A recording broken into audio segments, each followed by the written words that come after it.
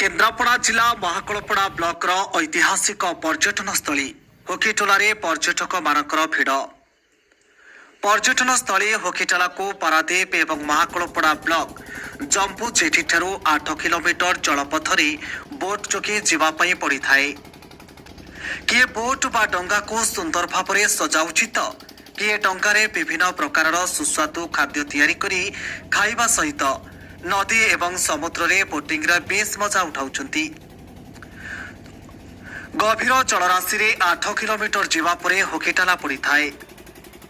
स्थानीय विधायक तथा मंत्री अतनु सब्यसाची नायकଙ୍କ प्रचेष्टारे राज्य सरकार एक भासमान जेठी निर्माण करा जायछि।